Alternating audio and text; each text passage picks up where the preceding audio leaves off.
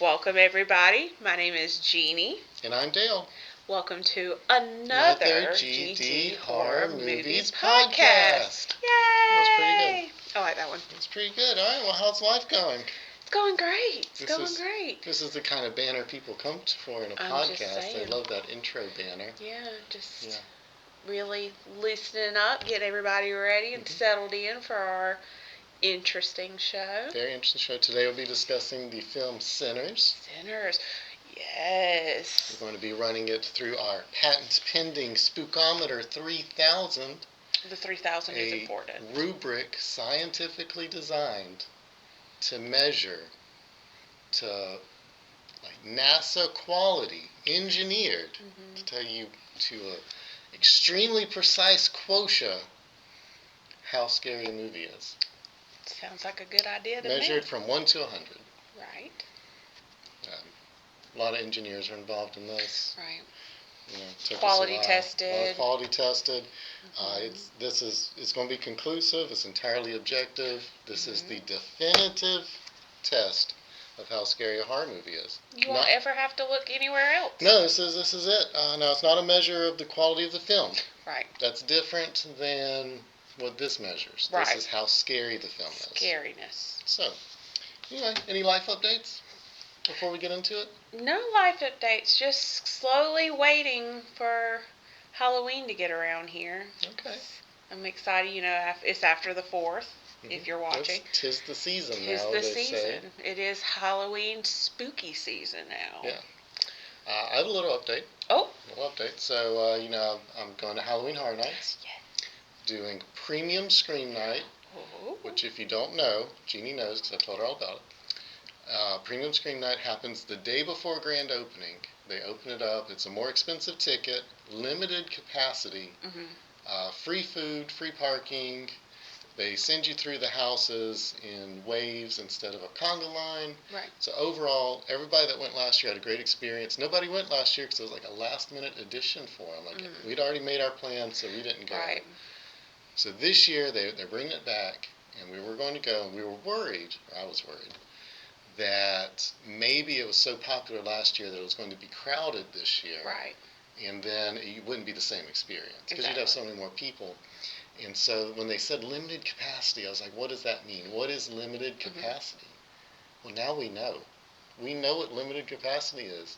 So thanks to our friends over at ThrillData.com, I don't know how they do it. Some kind of technology magic. I don't get it. As you can tell from the quality of this podcast, I don't know how technology works. Yeah. Anyway, they get the data on how many tickets are available on a website to sell. Oh.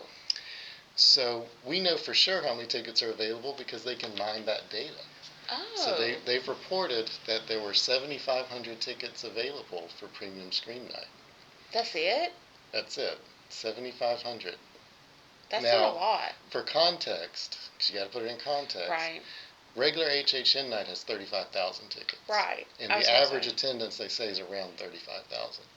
So even if Premium Scream sells out, which right now it still hasn't. Right now there's still 2,000 tickets available. Oh.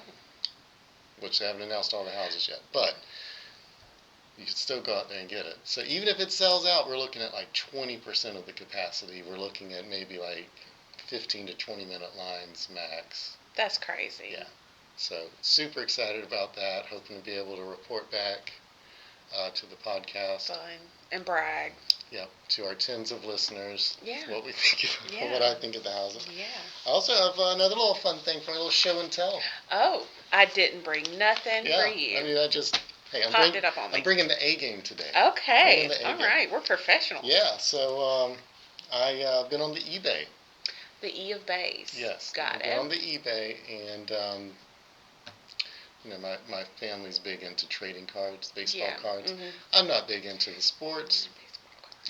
But one of the trading card companies does things for pop culture. Okay. And this year they've just released their pop culture thing. So you buy the pack, and it has only 3 cards in it, but all 3 of them are autographed by somebody. Oh. So I've been going on eBay and seeing who's out there and just buying them secondhand. I'm not taking the chance on the packs, getting somebody that that you don't really want. Yeah. So I've got 3 cards to show you. Oh, I'm excited. Yeah. So, card number 1. Okay.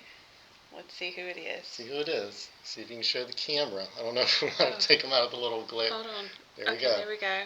That is the very talented Melissa Barrera Oh gosh, you can't see it. from Scream, the last 2 Scream movies. Yes. Abigail.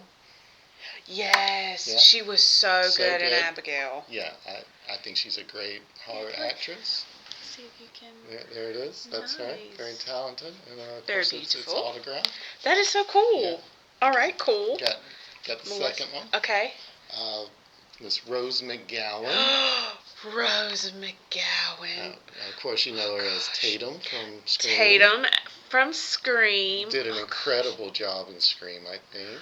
Oh my gosh, she is such an iconic character in Scream. You can tell from here, of course, did she dye her hair or did she wear a wig? She dyed her hair, right, for Scream. I think she dyed it. I think she dyed it because obviously normally a brunette, but she wanted to differentiate herself from Neve Campbell. From Neve Campbell, exactly. Right, didn't want to have 2 brunettes running around and I appreciate that because I'm horrible at telling people.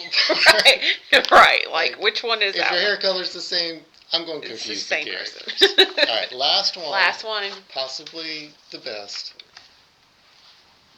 Oh my god, I'm gonna freak out. Oh my god, Skeet! Skeet Ulrich. Oh my gosh. Very cool little card here. That is so crazy. My god. This is actually a 1 of 1. There's nobody else that has that particular card of Skeet Ulrich. 1 of 1 card. That's Billy. It is. Now it's a more recent picture of Billy. It's not him at the time. And he still looks now, phenomenal. That is so crazy. Oh, so cool. Mr. Lillard, if you're watching, Matthew, I tried my best to get your card. Yeah. Unfortunately, your card goes for a lot more than Skeet Ulrich does. Really? It does. It's not even close. Well, he's done a lot more, but you would think Matthew Lillard's had a bit of a renaissance lately. Right. And I think that factors into it. Plus, the picture they used for this edition for Matthew Lillard is from Scream. So it's like almost a special. This is just it's Skeet Ulrich. Yeah. If you would have had Billy Loomis, if you would have had Billy on this. Yeah. So maybe that had a factor so cool. into it. I don't want to get into the Skeet versus Matthew Lillard argument again. But anyway. That is super cool. I want to collect all the Scream actors. That would be cool. I want to collect the full Scream edition. So I'm still out there. I'm bidding on your cards, Matthew. Yeah. I'm bidding on them. I'm just not. I don't got Matthew Lillard money. Right. That's super cool, Dale. I like that. That's awesome. Yeah, I've been saving those for a week or so. I figured that was fun. That's a good one. Fun little show and tell. It is. All right. Thank you. Let's get into why people are maybe here, maybe not. I don't know. Are they here? Time will tell. Sinners, 2025 movie. The way this is going to work, we're going to do some generic kind of information on it.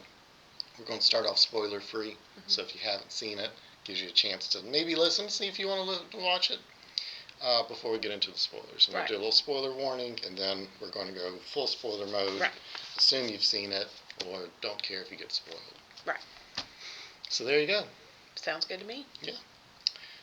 So just generally, I guess we'll start off with a little thing I like to call the elevator pitch. Elevator pitch is the idea that if you are in the elevator with someone, maybe like a Steven Spielberg, you got a movie idea, you've got a minute to pitch this idea, to sell it to them. What you got? So this is my elevator pitch for the movie. Period piece set in 1930s Mississippi, where twin brothers, both played by Michael B. Jordan, return home from Chicago as gangsters to set up a juke joint.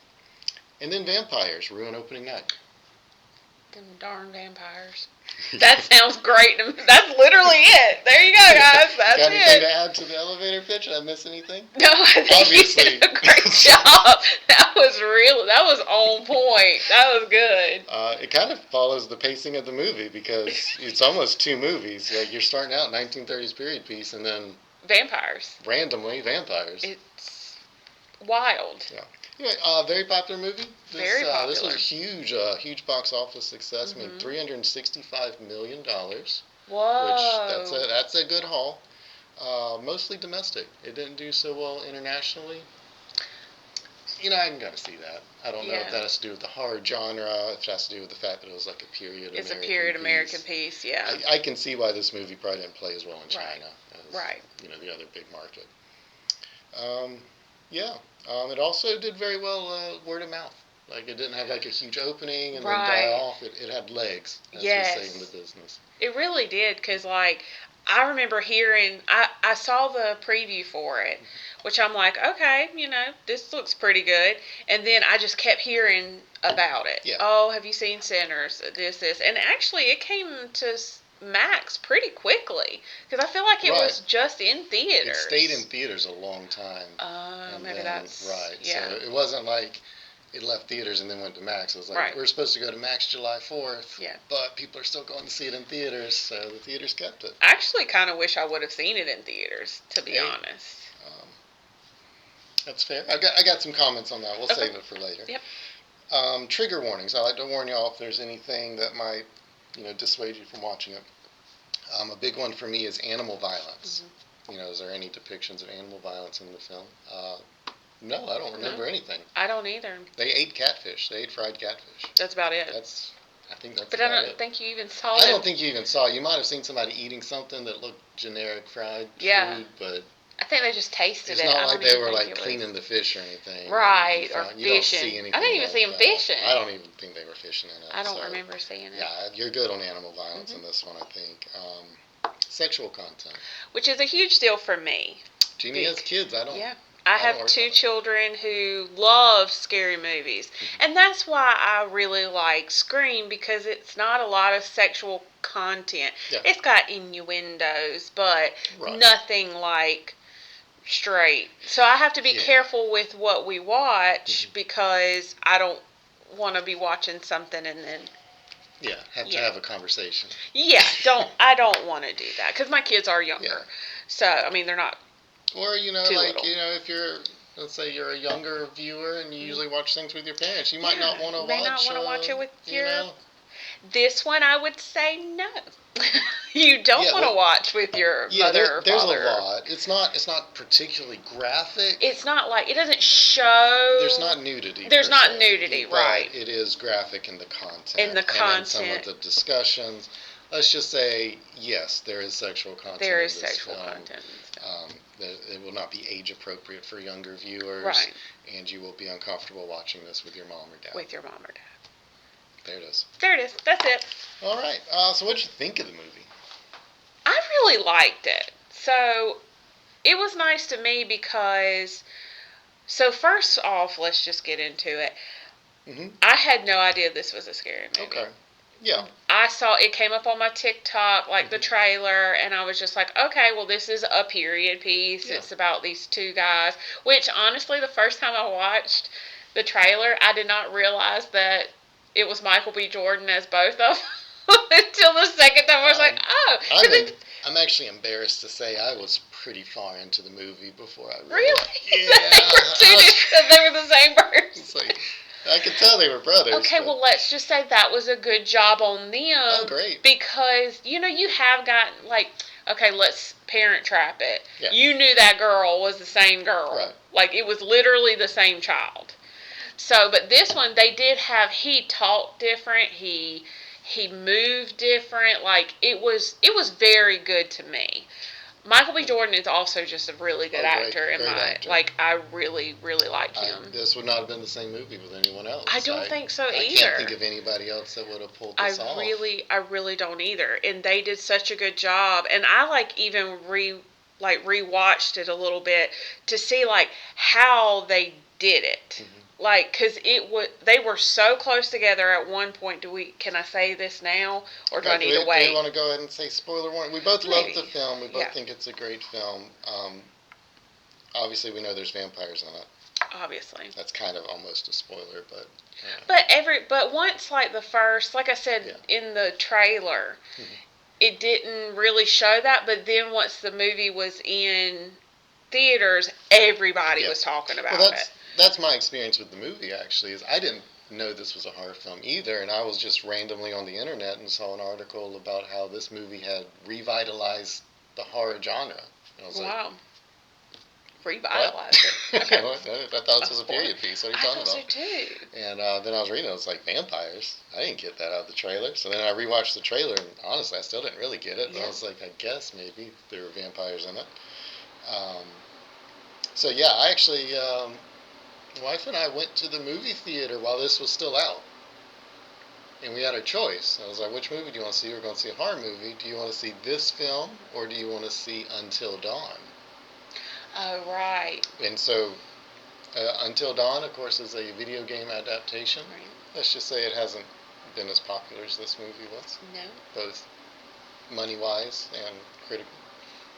I have no regrets. I saw Until Dawn. I liked it. Come at me. Come at me, bro. Anyway, spoiler warning. What did you want to get into? So in the movie, like we were talking about how well they did with Michael B. Jordan, when they have a fight scene between the two brothers, and it was, I had to go back and watch, like, how, like, there's no way that is Michael B. Jordan. Yeah.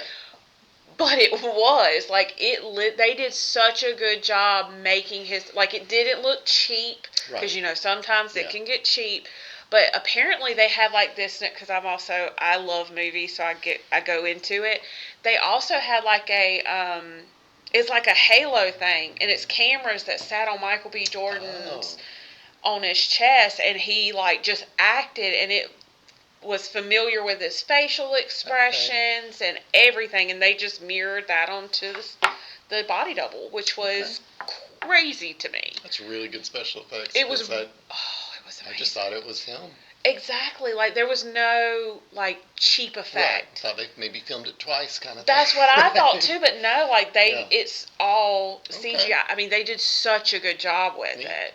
So it was really cool. I really liked that aspect. But I love this movie. I mean, it was well-rounded to me. Is this the best vampire movie?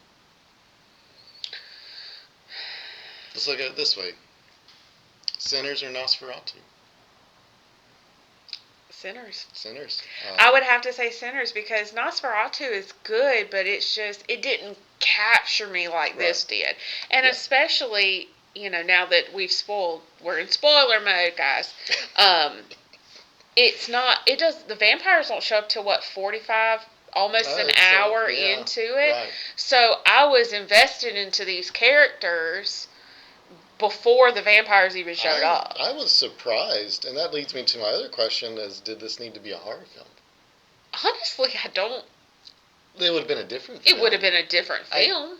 You know, when I'll put it this way, this was such a good period piece movie, and they did such a good job of just building the world and just showing you 1930s Mississippi, and they were very, I don't know what the word, they did a great job of showing you 1930s Mississippi and not telling you 1930s Mississippi. Right. And I got a perfect example of that. When we meet the grocery store owners. Yes. The Chows. Yeah.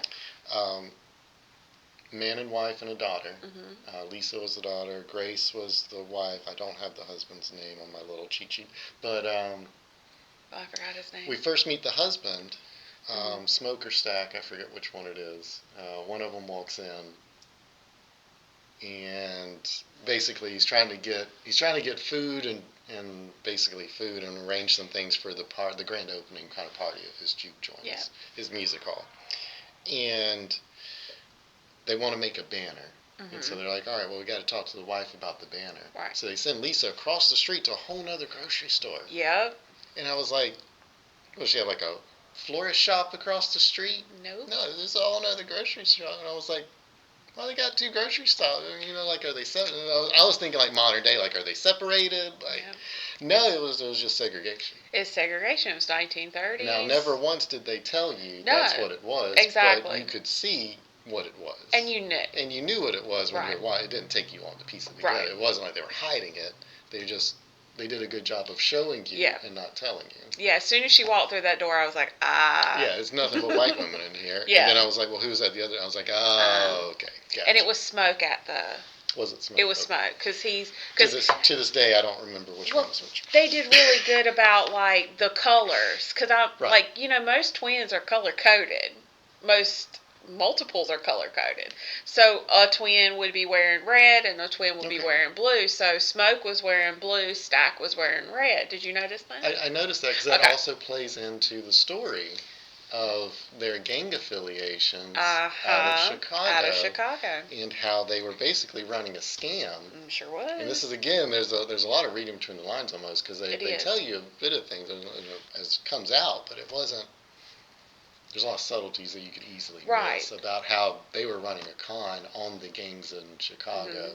One was running it on the Italians, one was running on the Irish. And that's why they're selling both Irish beer and the Italian wine. Exactly. And why they need to make some money quick. And why they need to make money quick. And that's something that I love about a movie. It's like, that has more layers to it. Right. It's not just like... So many layers. Yeah, so I really like that. And that's why, like, at first, when we first saw The Vampire, I was almost a little disappointed. Cause I was underwhelmed. I was like, this is such a good movie. Are we about to go off the rails with it? Because normally that's what would happen. Yeah, normally 100% we're off the rails. But then they did such a good job of weaving the vampire into the story. Exactly. Because that's the theme of the movie. It plays into the cultural appropriations and all of these heavy issues that, frankly, only really work in this way in a horror film. Exactly. That's a good point. And that's why it's a more powerful film, because it's a horror film. Exactly. And if you watch all of it, at the very end, the scene of where the Klan shows up the next morning. Yeah. That's a preview of what the film would have been if we didn't have the vampires. Really. Exactly. If we didn't have the vampires, this is what was going to happen. And I'm not saying that was going to be a bad film. And that's the film I thought we were getting from the trailer, actually. Right. That's a whole different film with Michael B. Jordan. Right. I'm not saying that's not going to work. Right. But it's not the film that you were expecting when you saw the trailer. Because that's how I sent the video or the trailer to my husband, and I was like, we really need to go see this, but my husband isn't absolutely, I do not like horror movies, I don't want to see it, and I'm kind of glad that we didn't, because he'd been so mad. He'd have been mad about 45 minutes into that thing. He would have been fine, and then really? He'd just been staring at me like, vampires, really? Flips the popcorn bucket in the air. What is this? My husband is a scaredy cat, and I don't care if he hears it. You're a scaredy cat. All right, one last question for you before we get into the world famous rubric. Is this a musical? Okay, I'm so glad that you said this because, all right, hear me out. So the story is about how the vampire is drawn to music that opens the soul. I love music. I am a huge music person. I was in band. I love musicals, all of that. Don't get her started on Wicked. Don't get me we should do a Wicked. Maybe one day. Comment down below if you want a Wicked watch party with Dale. We get 5,000 likes. I'll do a live watch. 5,000. Okay. Come on, guys. Make it happen. It'll be great. And I promise I won't sing the whole time. Anyways. 5,000 likes, 10,000 likes, and I'll do a sing-along. You'll sing with it? Okay. I'll sing along with it. Guys, get it going. Start sharing. Let's get this. Anyways, so I love music. So music is really important to me. It's, just everything. And for this movie, you had so many, and I don't know if you noticed it, but my music buffs will understand. There were so many genres in one film. Sure. And it worked. It didn't clash. It all blended. Like, I was sitting there, I was like, okay, a little Irish jig, okay. A little weird at first. I was like, okay, but I kind of like this. Yeah. Then we went into the rap and the hip-hop. Then we had some country. And then out of nowhere, I'm just enjoying the show. And then all of a sudden, I hear some rock music. And I'm like, yes. Yes, yes, yes. Reading the script of that, like, first time you're reading that, you got to think, like, this is not going to work. Yes. I don't know how it worked. It shouldn't have worked. It shouldn't have. Like, if you would have said, okay, they're going to play the Irish jig, then they're going to do rap, then they're going to do country, and then they're going to play some heavy metal. Right. I'd be like, I think, really? What is this? I think we might have a musical horror. I think it is. A music horror. What? A music horror. A music... I love how you mash words together and make it. A horacle. A horacle. Okay, deal. Okay. There's not many of them. It's almost a unicorn, really. It literally is. I mean, I can't think of another musical horror like Rocky Horror Picture Show. Guys, we got to get Dale to watch Rocky Horror Picture Show. If you know, you know. It's good.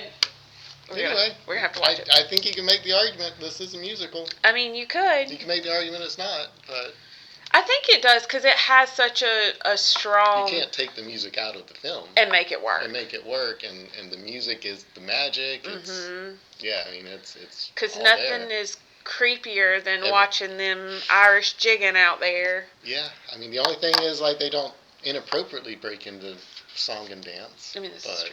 I mean, I guess that might be the dividing line. The visuals too in this movie with that was really good to me. Yeah, like how they made it blend so well with like the new age, the old school, and all that stuff. It was really good. All right. Well, I guess we're ready to get into the rubric. Whoop whoop. All right. I don't know if mine and yours are going to be the same. They might not be. Do we want to put a cut here and go? Because I think they're doing the security sweep. Yeah, let's put a cut here. A cut right here. Hold, please. I don't know how I was left. Sorry. Sorry, guys. We're back. All right, so we're back with the rubric. All right, so I guess this is my rubric. This is your rubric. I designed it. Yeah. I've tested it. You have. Thoroughly. Very. No animals were harmed in the testing of this rubric. No. Maybe my sanity watching a variety of horror movies of all different calibers. But I think we got something here, something very special. We'll see. We're going to take my score for each of these 10 factors, merge them with Genie's score to become the definitive score of the film. 1 to 100. We'll see how we go. Yeah. All right, the Scream Queen factor. Okay. This is a testament of how meaningful are these characters in the film. Are you attached to them? Are you invested in their story? Are you going to be upset if they die? Because if you don't care about the characters, it takes something away from the scariness of the film. I need to fix my thing. So, do you want to go first? You want me to go first? You go first. Okay. I thought this was a solid performance from the actors up and down the cast. Every single one. Michael B. Jordan ×2. So good. Remarkable job. I was very invested in these brothers, on their outcome. That there were some powerful scenes in it. The whole first half of the film is characterization. It really is. The first half of the film, you are setting up Smoke and Stack, and then some of these characters that are just in their orbit.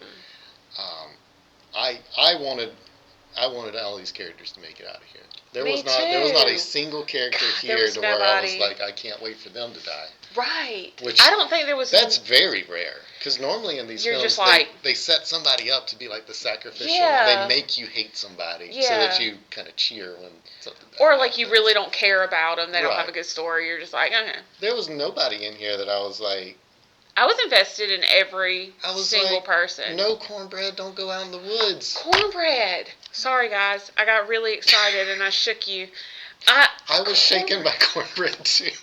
I was like, no, cornbread. Don't. Yeah. Don't do it. So, on the Scream Queen factor, I give this a 10 out of 10.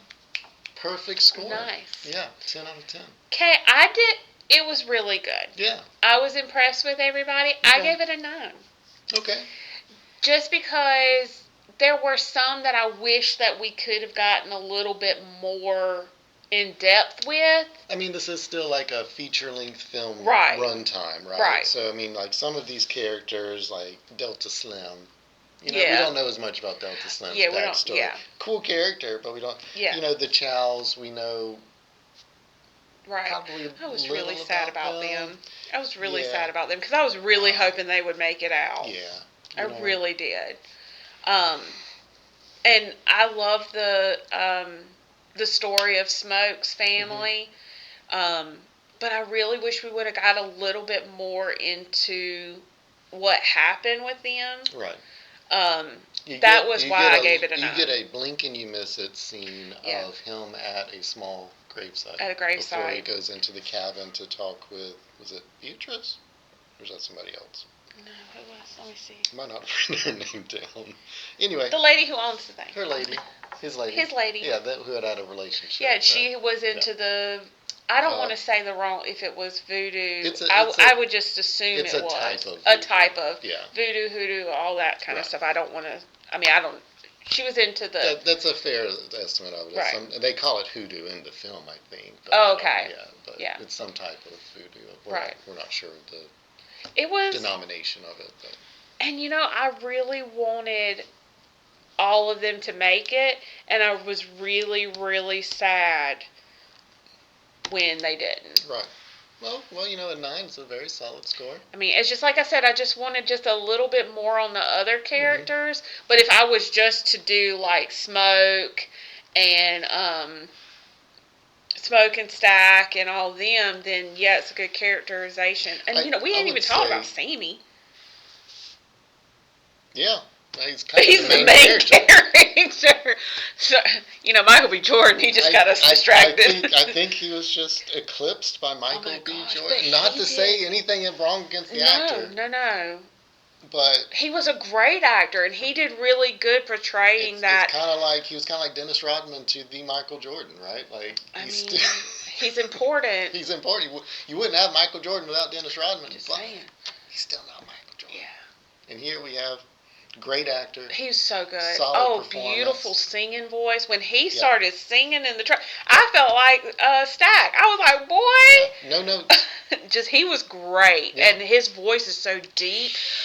And he did really good about staying on that good versus evil. Like, I want to do this, but I'm also a preacher's boy, so I need to do this too. Like. Being there on that edge, he did really good. So I told, sorry, Sammy. Totes forgot about you. Mary was a very interesting character, played by Haley Steinfeld. Yes, I liked her character as well. Very sad, very tragic. Yeah. So. Yeah. Anyway, great characterization. So 9.5 is our composite score. Cool. So I will record that there. So we can do some math. While we're recording, because that's always. I like to live dangerously. I like to do math on camera. Yeah, I probably should have just gave you my list and you could have went through it, but then you wouldn't have been surprised. I don't want to be surprised. Yeah. I don't want to be surprised. What we got next? Okay, The Dark Stormy Night. Input lightning crash here. What was the atmosphere of the film? Did it set the stage? There are some films that are just very atmospheric. There's other films that are just straightforward. Day at the beach and something terrible happens. Right. What you got? I gave it a 7. Okay. Just because I felt like we could have gotten just a little bit more out of the atmosphere. Because yes, it was a juke joint. It was 1930s Mississippi. You got that. Yeah. But it was just, it wasn't spooky enough for me. Okay. Like we were out in the middle of a cornfield in what was it, it was some type of mill. Was it a lumber mill or it was something? Some kind of mill, yeah. It didn't read very scary to me. It looked like just a regular juke joint. They didn't play this up as, like we said, the first half of the movie is not a horror film. It's not a horror film. It's a period piece 1930s. Right. Now, that being said, 1930s Mississippi, that's a pretty scary place. I mean, it's pretty scary. There was some tension in the air. It sure was. And there's something about period pieces with horror films that can be a little spooky just on their own. Just on their own, right. Just the idea that, this is the era before the internet. There was a lot that people didn't know about the world. It was, 1930s isn't as old as some of the films we might review. Yeah, but true. Still, I gave it an 8 for atmosphere. Okay. I gave it an solid 8. Score. I think it was solid. There's a few scenes to where I think they upped the atmosphere just enough to get me to an 8. Yeah. Otherwise, I think it would have been maybe like a 5 or a 6. I'll give you an example of what I'm talking about. So we talked about our beloved cornbread. Yeah, our beloved cornbread. Cornbread is like the bouncer. He's a big guy. If you haven't seen it, you've ignored the spoiler warnings. A big guy bouncer at the door, right? And he goes to use the bathroom out in the woods. Poor cornbread. The vampires are out in the woods. We know the vampires are out in the woods. Here's cornbread. I get what you're saying now. Yeah, I forgot about this scene. He's got, let's say his pants are down. Yeah. And it's almost like a beautiful night because you've got these like fireflies all around them. It's honestly a romantic scene with cornbread. If we didn't already know we were in a horror film. And then we start hearing some voices calling out to him from the woods.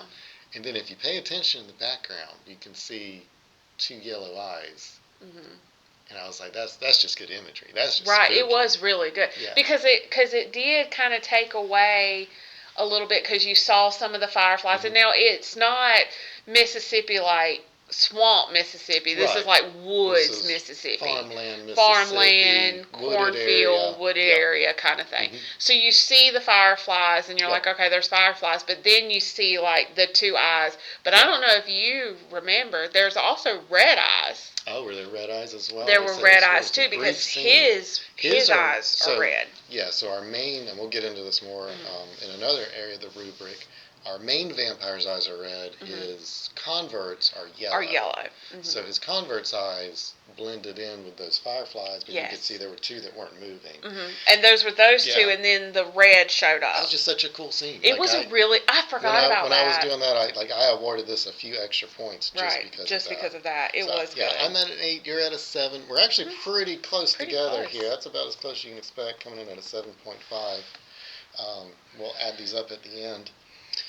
Story development and engagement. Were you following along in the story? Mm-hmm. This kind of goes along with the Scream Queen factor a little bit, mm-hmm. but this looks more at the plot as opposed to the actual characters. Right. So I gave this a solid 8. Solid 8, okay. Because for me, the story was very well rounded. Yes. You understood the assignment. You mm-hmm. understood what they were doing. You understood that it was vampires. It wasn't. There was some stuff that, like, the reason I didn't give it a higher score than 8 was because there was a lot of stuff like, where did he come from? Okay. He just, all of a sudden, mm-hmm. he's here. I needed a little bit more of, is he the original vampire? You wanted to hear more about the vampire. Right. Which, to be fair, we got some clues on this vampire. Right. And this isn't the nature of this podcast. Yeah. Maybe one day I'll do a deep dive on who Rennick is. Deep dives. We definitely get some clues along the way. Mm-hmm.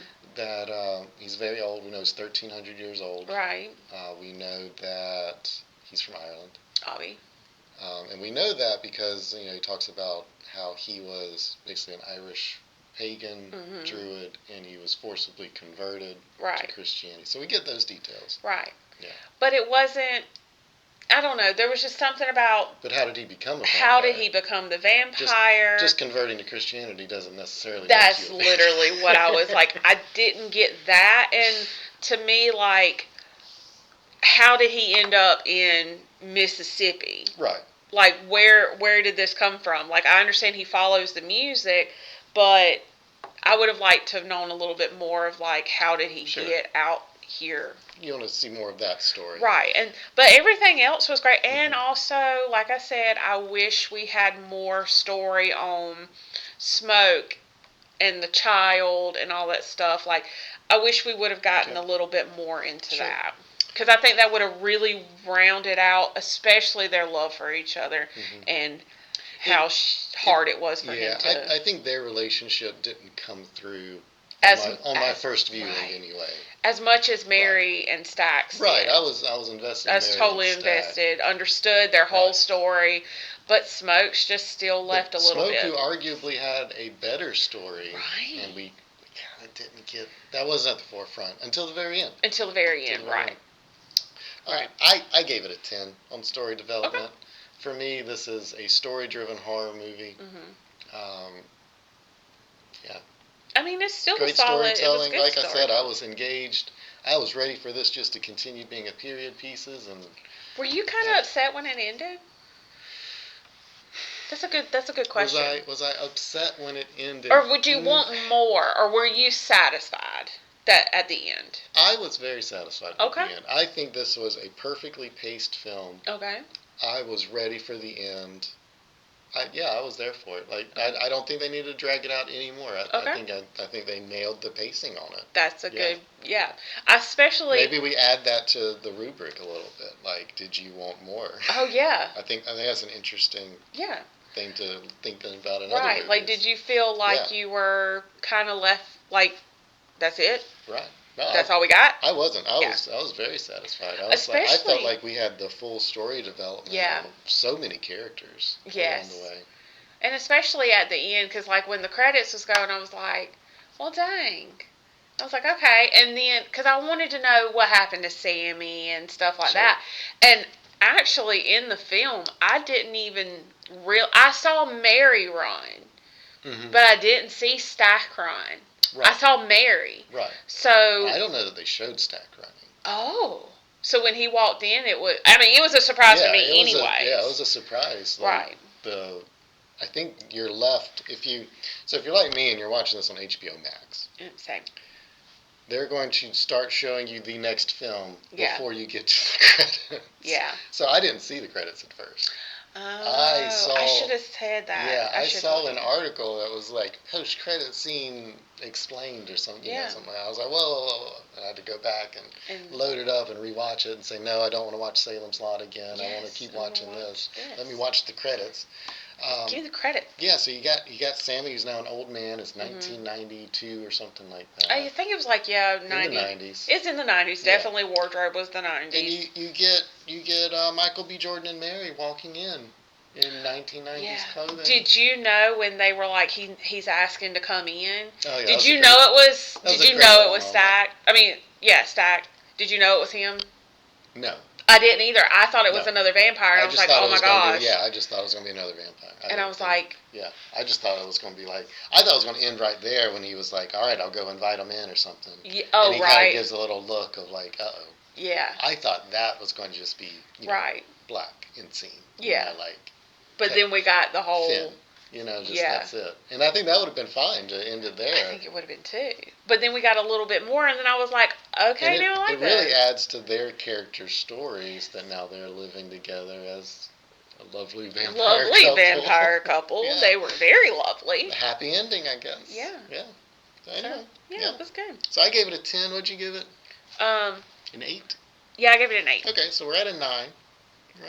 Okay. Solid. Pretty good. Very solid. All right, jump scares. We all know what jump scares are. That's when you're watching and all of a sudden goes, exactly, you got me again. Gotcha again. Gosh. They got me. The classic jump scares. Some films rely on jump scares, some don't. Right. We just want to kind of give you a sense of like, where are the scares coming from in this film? That's the point of the rubric. So jump scares, what were you at on the jump scares? I gave them a 3. Gave them a 3. I was almost there. Okay. First draft. Okay. I was at a 3. This is not a jump scare heavy film. This is not a jump scare. This film travels on its plot. It travels on its characters.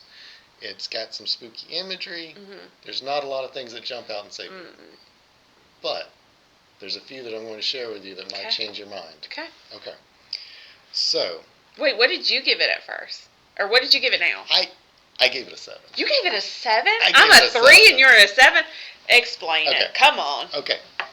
Because we're sitting through this film 45 minutes before we even realize it's a horror film. Right. From that point, there are no jump scares until there are. And once there are, that makes those jump scares even more intense. Okay. Because you're not, at some point you get desensitized to the jump scares. Yeah. You're expecting it, but because they haven't shown you any jump scares, and we're in the last 30 minutes of the movie, we're approaching the climax of the film, all of a sudden that gets your adrenaline going. Yeah. And I've got a couple here that are great. So we've talked about our pal Cornbread, and we're making it sound like Cornbread is like the most important character in this film. He's a good character. He's a good character. I love Cornbread. He didn't do anything. Everyone loves Cornbread. I'm assuming. I don't know. We love Cornbread. I love Cornbread. If y'all don't love Cornbread, I don't know what's wrong with you. So Cornbread's coming back. They notice Cornbread's missing. And Cornbread comes back.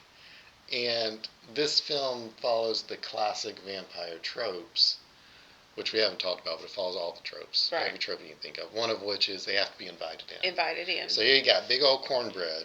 To anything, too, by the way. Right, not just your home. Some are just their home. This is anything. The whole structure. Yes. They had to be invited by somebody. Yeah. And you get Cornbread walks up, and, he's like, why don't y'all let me in, come on by. Yeah. And they have this whole scene where they're like negotiating with them. Right. And eventually they're like, we're not going to let you in, Cornbread, so we figured out this whole like vampire shtick of they figured it out. They have the voodoo lady that's explained to them what's Don't up. invite them in, yes. That we're dealing with something here. And so he's finally like, well, y'all, you promised me money. I came out here to work. I'm the bouncer, and I want to get paid. And so Smoke, you're better at remembering which one to switch to me. I can't remember if it was Smoke or Stack. Because by this time they had taken off their shirts. Which one of them? Anyway. One of the twins. One of the twins. One of the twins. Well, by this point, like, we've only watched this once. Like, yeah, we haven't rewatched it. We haven't rewatched it. It's only just came out on streaming. By this point, one of the twins is dead because they've already cleared the party out. So it was Smoke because Stack was dead. Because Stack was dead. Stack is dead in the next room, even though what's her name told him take him outside. Yeah. So. Right. Smoke this is what it was. Pulls out some money, and Voodoo's like, "Be careful." And he pulls out the money, and he's like reaching across the threshold, and all of a sudden, Cornbread, this big old man, moves as fast as anybody. He went so fast. And grabs him. And Michael B. Jordan pulls out a gun and shoots him right in the face. It's a jump scare. It got me. Okay. It got me. It was a big jump scare, and because it was slow. They were moving so slow, and you know something's going to happen. And you're like, all right, is he going to jerk back? Is he going to, like, why don't you drop the money? Just, like, drop the money.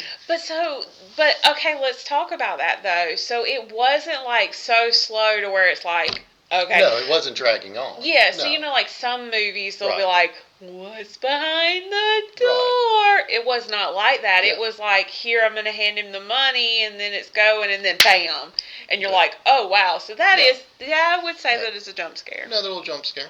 It was, all right, so Stack, first off, when they walk in and Mary has bitten Stack, that was almost a jump scare because I thought they were walking in on another, graphic scene. Yeah, because they walk in and they walk in the first time and they're coupling. Yeah, coupling. And so then they come back and they'll interrupt them, so they bring Smoke back. And Smoke's like, I don't care what's going on. I'll stop it. Yeah. We need to stop Stack. And he walks in and Mary's feasting.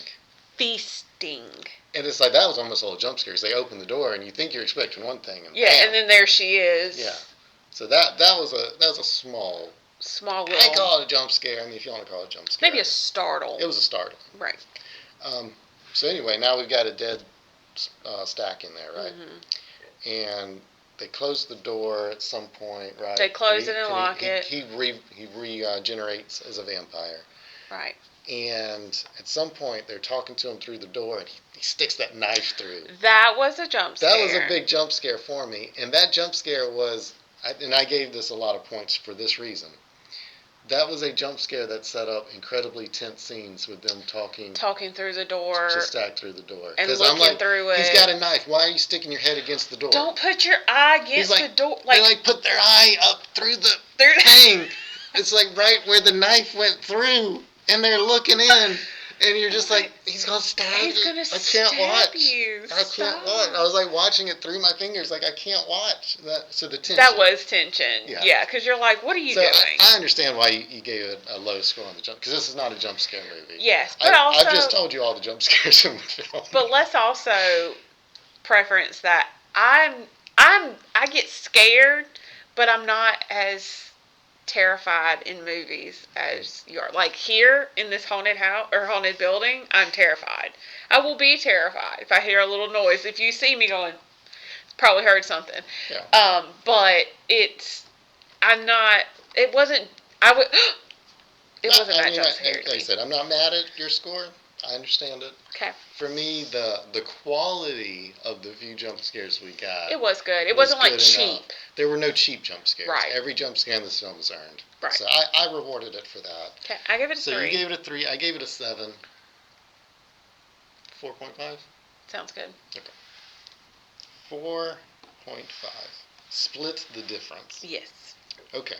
So my next rubric, the power of suggestion. What is left to your imagination? There are movies that sometimes don't show you the scary things, and your imagination fills in those gaps. And sometimes that's more powerful than anything they show you. Right. There wasn't really that much here. I didn't think left so. To your imagination. I mean, I will say this: there are a lot of people that are turned without being bitten. As in everybody in that party that they send out into the woods, right? Yeah. They were just grabbing people left and right out there. Right. Mary being bitten that was left to our imagination a little bit. Right, because we didn't see we that. We knew she was bitten. We saw Remick basically fly up in the air behind her. Creepy. But she had a gun. But we didn't know at this point either if they would die from a gunshot. Right. So I mean, I think we knew she got bitten at that point. Because she was also very suspicious. So I gave it a 6 on power of suggestion. Maybe that's even a little high. I gave it a 5. Okay, so we're right. So we're right there together. Okay, so 5.5. I don't think much more needs to be said. This was not a film that really leaves a lot to your imagination either. They did a really good job with that. All right, the rubber monster. How was the costuming in this film?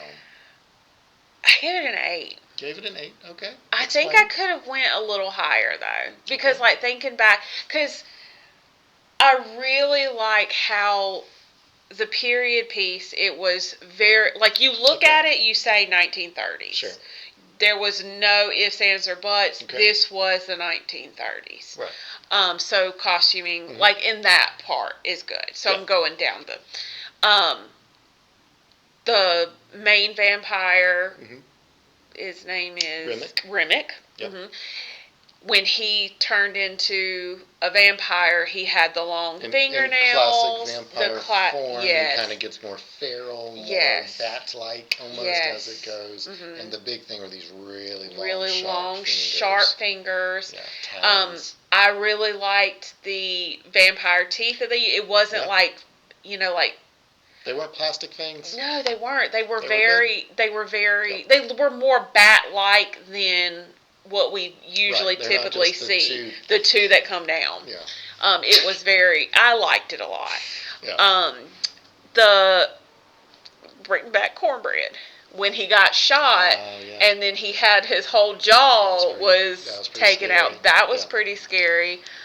So that's why I gave it an 8. I think you nailed it. The only thing, we mentioned it before, the glowing eyes. The glowing eyes. Those were good. Those were great. Because especially in like the contrast of the light and the darkness, because you got to think this is taking place in the middle of the night. And too, like it draws you in almost. It does. Because they're so subtle. It's not just like 2 flashlights. Right. They're very subtle to where you just start. It looks like a glare, like kind of like a dog glare. It draws your attention in. You focus on those eyes, and next thing you know, you're like, should I be staring at this vampire's eyes right now? Looking at this vampire's eyes. So, best vampire design? Question mark. I thought it was pretty good. I can't think, of any improvements. And even like after they fed in the blood, it was very real. I mean, I've never seen a vampire in real life drink somebody's blood, but if it was, this is what I would think it looked like. Yeah, I gave it a 10. Okay. I can't think of any improvements on the vampire design. I think they crushed it. That's a good. I mean, it's very solid. Like I know I'm kind of like. You're a harsh critic. I am a harsh critic. We're at a 9. That's a solid. 8 is a solid. That's solid. Yeah, There's nothing wrong with right. I mean, we could have maybe had a little bit more of, maybe not like. It just wasn't scary. Sure, and that's what we're discussing. We're discussing scariness. Right. This was not a film. I'm thinking of like Buffy the Vampire Slayer. Right. They get like a lot of wrinkly, kind of ferally looking, where they look more animalistic. Yeah. When the regular vampires that have turned just look like regular vampires with teeth and glowing eyes. Yeah. That's it. It's subtle, but I think it's very effective. Anyway. I gave it a 10, you gave it an 8, that makes a 9. All right, the soundtrack. You rated it low. Okay, you tell yours, and I'll tell you mine. Right. Cheating off my paper here. I did, I looked. Yeah, okay. You're going to tell me anyways. All right, so the theme of the movie is music. We had a discussion about this might be a musical. Yes. I get it. The music's not scary. The music itself. Oh, you went off of scary. Okay, so then that's what we do. That's I get what you're saying. It's a rubric. It's not scary. Yeah. It's catchy. Yeah. It's catchy. Yeah. I'm out there dancing with Remick. It's scary. So then mine is probably not great because I gave it a 9, but I went off of how. Like I said, it was a bunch of different genres together. It was just something, I thought it was really neat. You went off of how the music is part of the storyline. It's part of the storyline. That's what, because like when you think of Jaws, the Donna song, right. And there's nothing really like that. Like, it's not. Remick doesn't have a little stinger soundtrack that comes out whenever he shows up. But like I will say this: there's one scene where Remick first comes up and he's trying to get invited in, and he's converted to other people that he's run into, and other white folk, bad people. We don't mourn their losses. No. They were horrible people. As soon as they opened the door, I was like, oh, they're going to die. I don't care if they die. Yeah, those were not part of our meaningful character discussion. No. They were just there to be early converts and to show what we're dealing with here. And so the three of them are singing in unison. And it wasn't scary, but it was very eerie. It was very eerie. Very creepy, especially because we know they're vampires. Yeah, we know. Our characters on the inside don't know they're vampires. So them singing in unison, and they do kind of like the little banjo. They move the banjo in unison. Over, yeah. And it's a pretty catchy song, but it's eerie and kind of almost a monotone there. Yeah. So I get that it's eerie. Yeah, I get that. So that's why I gave it a 9. Okay.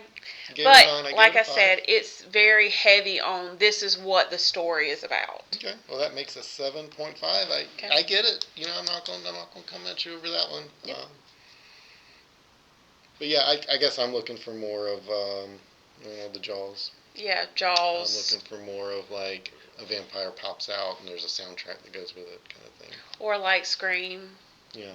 Red Right Hand. You can't hear that and not think of Scream. I don't honestly listen to the music of these movies very closely. Okay, but there is a difference between me and you, because I do, but like I said, I love the music, so. Yeah.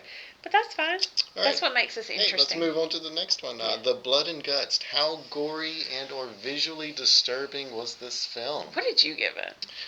So this is a tough one because it's a tough one because the Blood and Guts are not over the top. Right. They're there. They're there. They're not over the top. So I went back and forth on this one because they're also, sometimes when you go over the top, it becomes so over the top that's not realistic. Right. I'm like, well, this is pretty realistic. Yeah. So I gave it a 7 because we've got a fair amount of blood.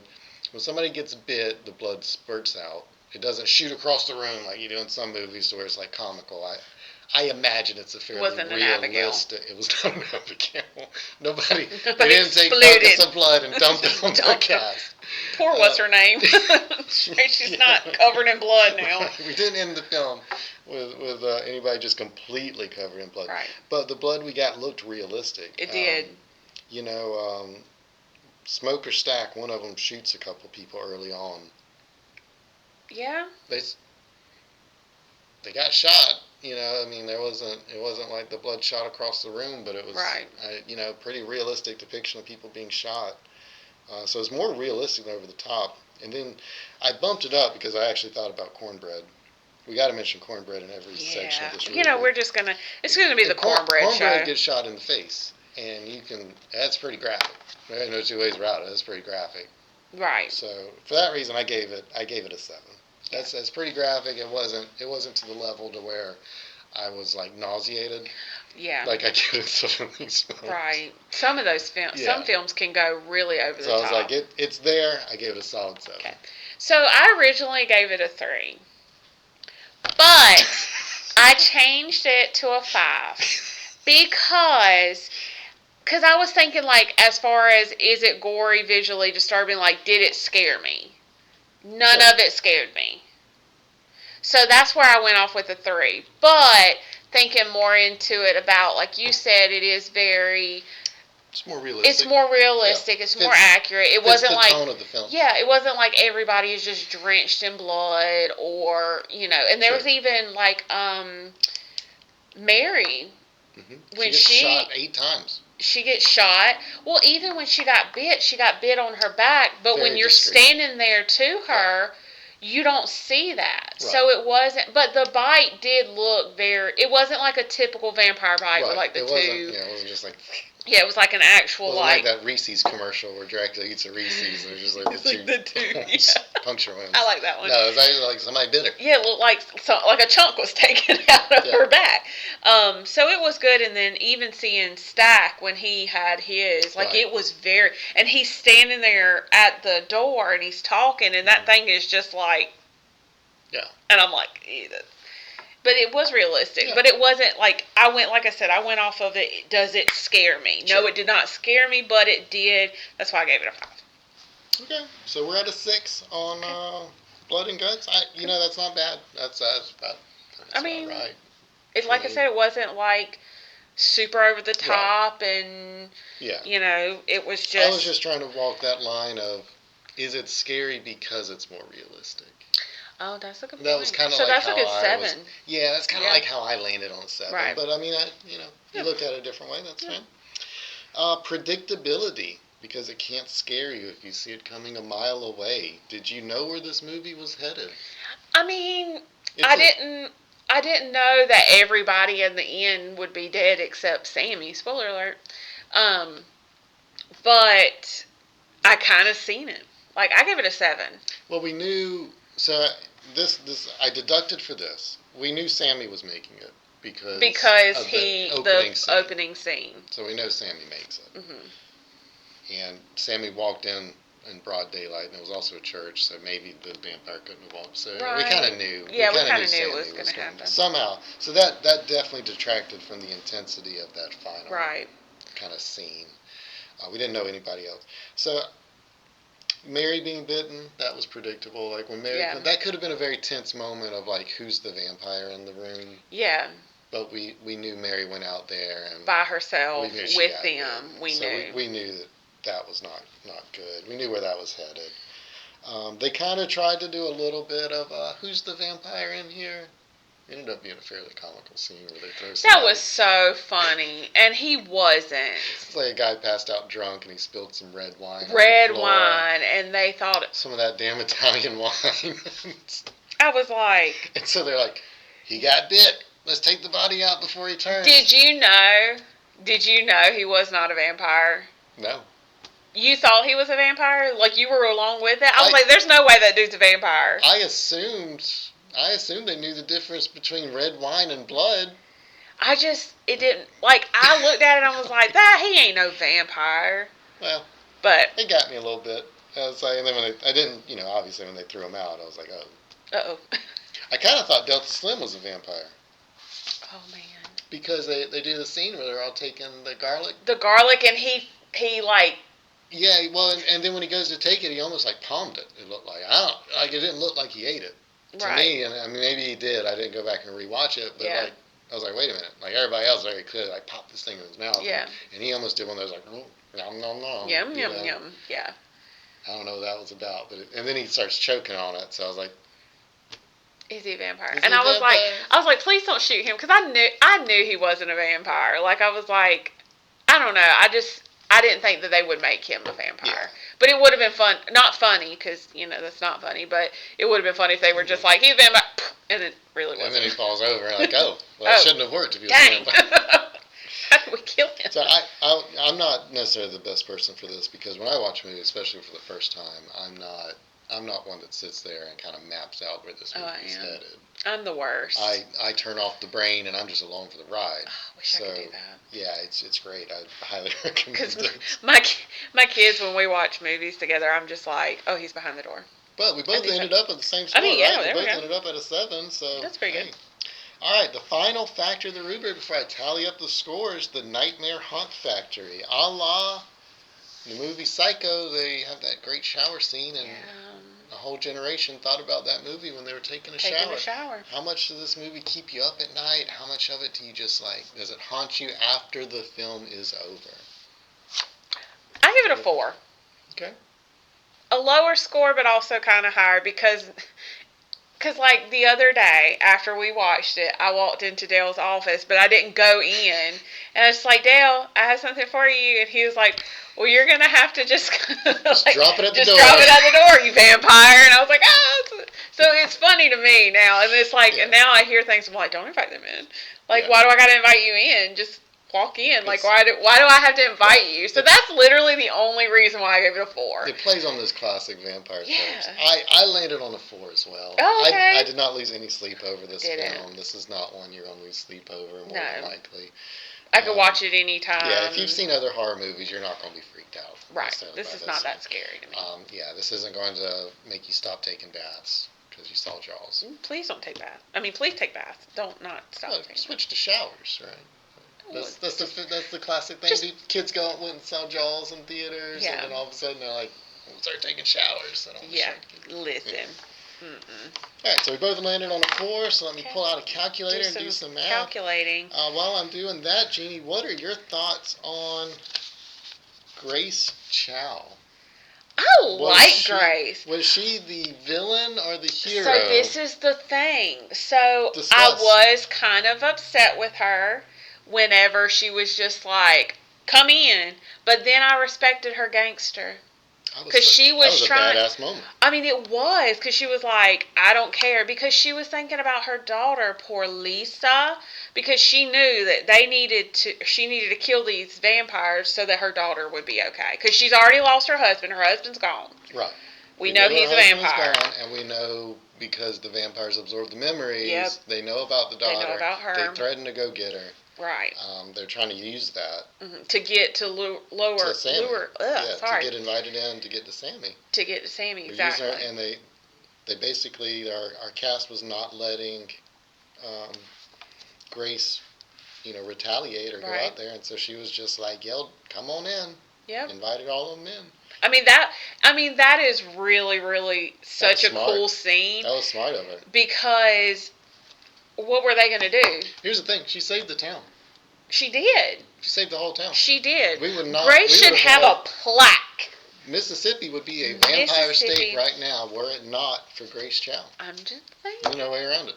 No way around it. Here's the thing, too. Like, it's not like our heroes were safe. They're in this wooden barn. Yeah, it's eventually going... In the back of your mind, you're going to be like, eventually they're just going to, like, torch the place and burn you out. They're going to have to come out. Like, exactly. It's not that complicated. Like, that's not the solution to just hang out in there. So. Yeah.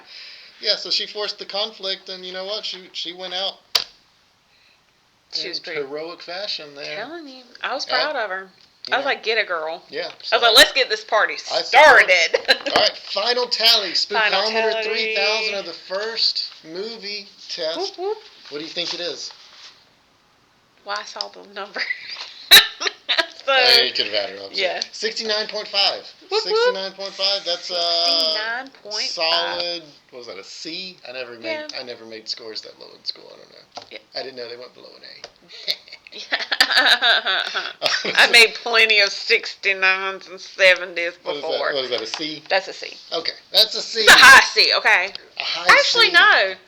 Is that a C? Middle C. No. A D plus. C minus. I think it's a D plus. D plus. Yeah. Anyway, I don't know. The scale goes to 100. It's a little bit over halfway there. Yeah. So, I mean, I think that's about right. Yeah.